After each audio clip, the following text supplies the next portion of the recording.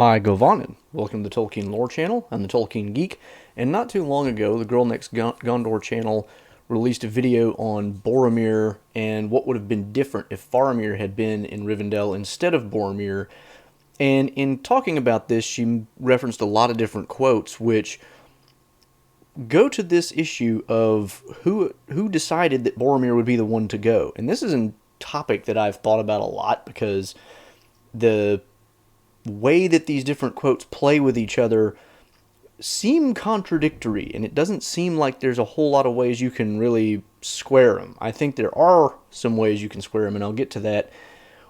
But it's really interesting, and I thought, I'm finally going to do a video on this, because what this tells us is either something very kind of nuanced and not very interesting, or something very interesting, and it depends on which interpretation you take.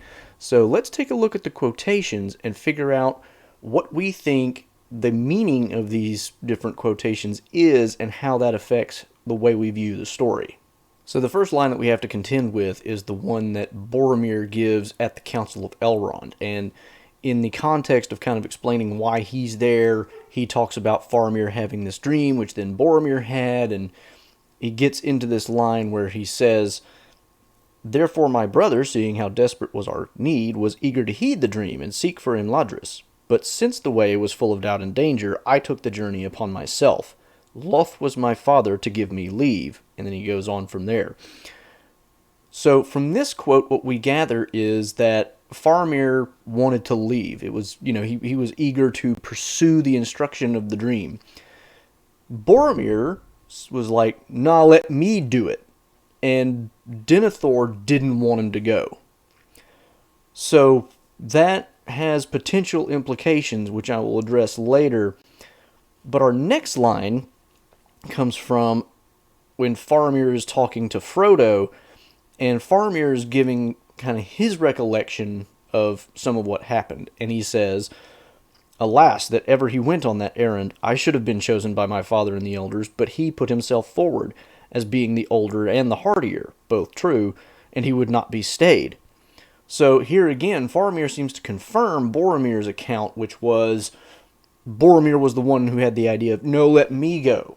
I want to go." The third line comes when Gandalf and Pippin come to Denethor's seat, and Gandalf introduces Pippin, and of course it's revealed that he is a halfling or hobbit. Denethor, of course, knows that the poem that was in the dream that Faramir and Boromir had referenced a halfling. And so Gandalf kind of explains, yes, this is a halfling, but not the one spoken of in the poem. And at this point, Denethor says, "Yet a halfling still," said Denethor grimly, "and little love do I bear the name, since those accursed words came to trouble our counsels and drew away my son on the wild errand to his death. My Boromir, now we have need of you. Faramir should have gone in his stead." "He would have gone," said Gandalf. "Be not unjust in your grief. Boromir claimed the errand and would not suffer any other to have it. He was a masterful man and one to take what he desired. I journeyed far with him and learned much of his mood." So here, Gandalf also seems to confirm the whole theory that Faramir's brother Boromir is the one who was really driving this whole bus of him going instead of Faramir. Faramir, remember, is the first one to have had the dream, and apparently had it multiple times. And it's Boromir who ends up going after having the dream once. One can wonder why this is. Did they tell Denethor about it and Denethor blew it off because Faramir was just kind of a flighty character in his eyes, and only after Boromir has the dream does he really take it seriously, because now two of them are doing it and the one that he really likes is the one that's having it now? Hard to say. We don't get that much detail, but every quote so far we have confirms the idea that Boromir is the one who is really putting himself forward as the one who should go on the errand and do what the dream was suggesting that they do. But now we come to the final line, which is relevant to this, which is what brings in the apparent contradiction, though I think we can resolve it. And this comes up in the context of Faramir and Denethor and Gandalf all talking together. Faramir has revealed that he let Frodo and Sam go with the ring, and of course Denethor is really unhappy about that situation, and here's how some of that conversation unfolds. For a moment, Faramir's restraint gave way. I would ask you, Father, to remember why it was that I, not he, was in Ithilien. On one occasion at least, your counsel has prevailed, not long ago. It was the lord of the city that gave the errand to him.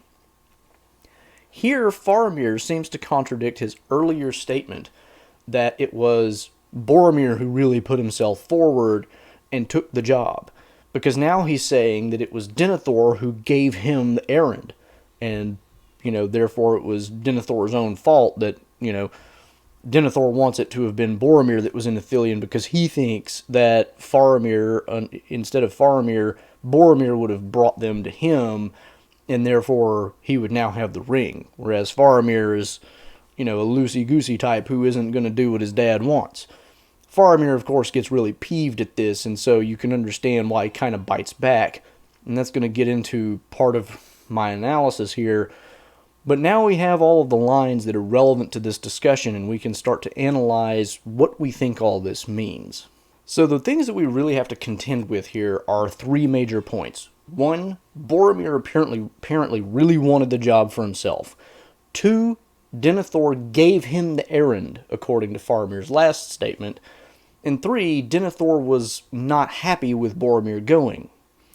Now, these don't seem consistent, but there are two possible ways that I think we can look at this that reconcile all of these statements. Boromir, when he says, loath was my father to let me go, we can take that this is kind of a technical solution to this apparent contradiction. We can take that to mean he was loath to let either of us go. He thought the whole thing was a wild goose chase, didn't really like the idea of sending his sons off to do things that were probably not going to really pay off, when he would rather have both of them fighting in the war against Mordor. So if we take this approach, what we get is, they have this dream, both of them. They tell it to their dad. Denethor then is like, don't really buy into all this. Faramir's really pushing to go. Boromir steps in and is like, no, I want to go. Denethor doesn't want to let either of them go, but because Boromir really pushes for it, and, we can imagine that they came to the decision that, okay, we probably should do something about this dream, one way or the other. Denethor might have had ideas of sending somebody besides Boromir and Faramir, but one way or the other, he didn't want Boromir to go, probably neither of them, and was thinking about sending somebody a lot less critical. And so what we have is Boromir can say he was loth to let me go because he didn't want him to go. He also didn't want Faramir to go, and therefore it was just, he either didn't want anybody to go, or he was just going to send some nobody, just to do something. And that reconciles with the rest of the statements because it allows Boromir to be the one to really push for himself to go instead of some nobody, because Boromir wants to be the guy who's in charge doing the important things. Because if Boromir had this dream, he would consider this an important thing to do. And it also lets us reconcile it with the idea that the Lord of the City is the one who gave him the errand. Because at the end of the day, Denethor had to make that final call. That checks the box of loth to let Boromir go because he didn't really want to let him go, but he had to. It also checks the box of Boromir being the one that was pushy, because it doesn't come down to him being pushy, but that's still consistent with him being pushy. Like, oh, pick me, pick me, pick me. And Denethor could still say no, but he says yes for reasons completely apart from Boromir doing his thing. And the other box that it checks off, of course, is that Denethor is the one who makes the decision. And it puts a lot more weight on that aspect of it, because Denethor is really the one driving the bus here and making the call. If I'm going to let somebody do it, I'm going to let it be Boromir. The one thing that's a little weak here is, of course, the idea that Boromir was masterful and took it for himself and wouldn't suffer anybody else to have it, which is kind of what Gandalf gives us. You can still kind of square it with that a little bit and imagine that Boromir does have influence with Denethor's decision, but that Denethor still is the one making the final call. And, Gandalf obviously had no particular insight in terms of what actually happened between Boromir and Denethor and Faramir in that conversation, because he wasn't present for it. So he's making more of an inference not talking necessarily about what actually is necessarily true based on observable data, because he doesn't have that observable data. So we can still kind of square it with that. The other solution, however, is much more psychologically focused and not so much on the technical logic of squaring all the statements together, and it makes for a more interesting dynamic between some of the characters. In the psychological solution, what we really have is Faramir is Denethor's first choice in terms of who he's going to send, because he'd rather Boromir be leading the armies, and instead of sending Faramir, he ends up sending Boromir primarily because Boromir really puts himself forward and pushes for it, and really, as Gandalf said, would suffer no other person to have the task. So Denethor gives in to Boromir rather than making the call on his own, because at the end of the day, Boromir is just so gung-ho and so, masterful in making his claim of being the one who ought to go, that even though Denethor would rather it be Faramir and was not necessarily loath to give leave to Faramir, he gives it to Boromir anyway because of Boromir's really pushing for it. And this is a lot more interesting in terms of the way the story works out, because it tells us a lot of the psychology of the characters. For one thing, it meets much more neatly with what Gandalf tells us about Boromir really taking it for himself and being a masterful person.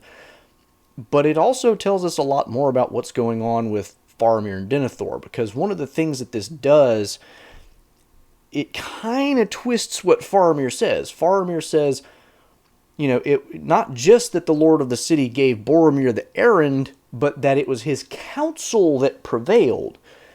That doesn't completely square with this particular reading of the statements, in the same way that it's kind of hard to square what Gandalf said with everything in the previous idea.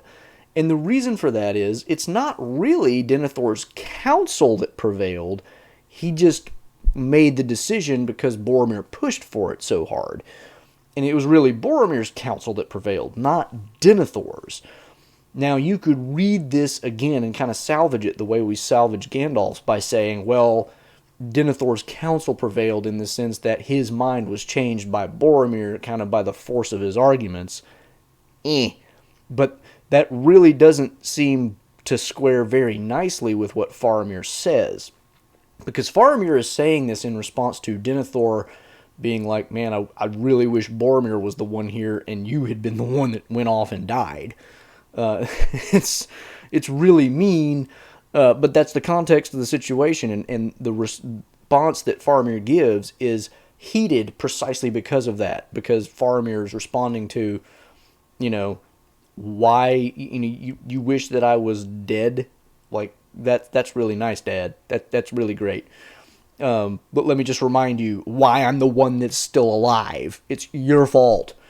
So this gets a lot more interesting psychologically, because Faramir is arguably speaking not just out of turn in terms of who has the right to speak that way, because Denethor being, the steward of Gondor, Faramir really, even as his son, shouldn't be speaking back to him like this in a council session. So there's pretty big stakes here involved. And what we get the idea here is that Faramir's really throwing this at Denethor's feet, saying, you decided. And that doesn't square completely with everything else that we've heard, but the thing that it might tell us is that Faramir has really been pushed too far at this point. And the other thing about this is the context. Faramir and Gandalf are having this council with Denethor and I believe some other lords of the city, or Gondor generally, after Faramir has just escaped the Nazgul. And the reason this is significant is Faramir has been really on high, capacity for a long time. He is out there in Ithilien leading the war against Mordor. He's been trying to hold the river at Osgiliath. He's, doing the best that he can, and he just escapes the Nazgul and is visibly kind of showing signs of that. And at the end of this council, he will even stand up and then kind of like fall and catch himself on Denethor's chair. And Denethor will tell him, you're exhausted. You need to go get sleep. So we know that Faramir is in a, not necessarily frail state of mind, but certainly not a perfectly healthy state of mind. He has just come into really close contact with Nazgul, who are presumably exerting all of their fear-inducing power that they can, and was just barely rescued by Gandalf.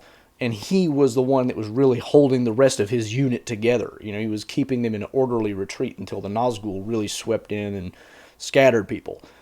So Faramir is taxed to the limit, and then Denethor comes in with this, man, I wish it was Boromir that had been alive in Ithilien instead of you. Hint, hint, wish you were dead, Faramir. So, under that kind of strain, and getting that kind of statement from his own father in the middle of a council session, you could see why Faramir might kind of bend the truth a little bit in his response, saying, well, it's your fault, and there's a truth to it in the sense that you had the ultimate decision, but it's not necessarily true to say that Denethor's counsel prevailed. And so in that sense, you can see maybe here Faramir has just been pushed too hard for too long, and this was just the straw that broke the camel's back, and he finally just snaps and can't take it anymore, and he just lets Denethor know what he thinks about him. And, whether that is accurate or not, it's hard to say, and which theory you go with here will probably depend on whether you're more likely to focus on trying to make all the statements work in a perfectly logical, coherent way, or whether you're more likely to take the approach of seeing these different characters in their loving but also combative roles with each other. Because there's no doubt when you read the story that Denethor does love both sons, and Faramir loves Denethor. But there's also no secret that they have a lot of differences, and those come to the fore in a lot of these conversations. And the situation in which Faramir finds himself is a very trying one. He has just been, talking with Denethor about all this stuff, and we get little hints in this conversation too, because Denethor points out, I see you keep looking over at Gandalf to make sure you're not stepping over the line. And he also, at one point, it says in the narrative that Faramir answers Denethor's question or statement about letting the ring go. He answers quietly. So you can tell from some of the surrounding context, Faramir's already on pins and needles, walking around eggshells and really trying to make sure that he navigates this little maze that he's in as well as he possibly can. And then Denethor just comes in with a wrecking ball, and Faramir does what probably anybody would do, and probably handles it better than most would, which is to just kind of lash out because he's had more than he can take.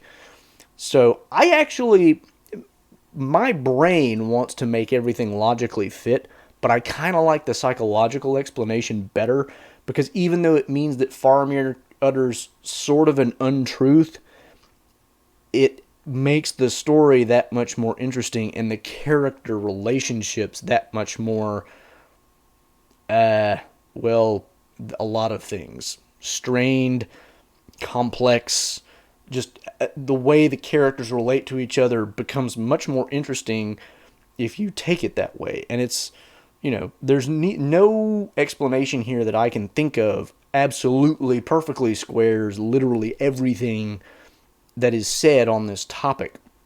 And so you have to give a little bit somewhere, and I think maybe this is the one, because Faramir, for the most part, is a very unflawed character as we perceive him. Almost everything he does is, 10 out of 10 perfect. He knocks it out of the park with Sam and Frodo, does really great, all along the way. He's got to have a flaw, and one of his flaws, arguably, is being a little bit too eager to please his dad, because he does want to do that. Not like in the movie. That's ridiculous. It's not that extreme in the book. But the other one, I think, could be this. It's like any human being, you put him under enough strain, he's going to crack. And this is where Faramir cracks. He just can't do it anymore.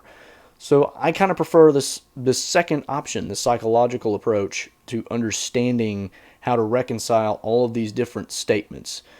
If you can think of a different explanation, let me know that in the comments. These are the only two that I could come up with on my own, but there may be other ways to understand this. And, even if you can't, just let me know which explanation you think fits better with the text and why. So we'll call it a wrap for that. If you did like the video, please make sure to give it a thumbs up and share it around. Please also subscribe and hit that bell icon to make sure you catch all my videos. I'm also on Rumble and Odyssey, and I have podcast versions as well. You can follow me on Twitter at JRRTLore for some occasional Tolkien-related trivia questions, and you can support me over at Patreon. Until the next time, I'm the Tolkien Geek signing out for the Tolkien Lore channel. Namarie.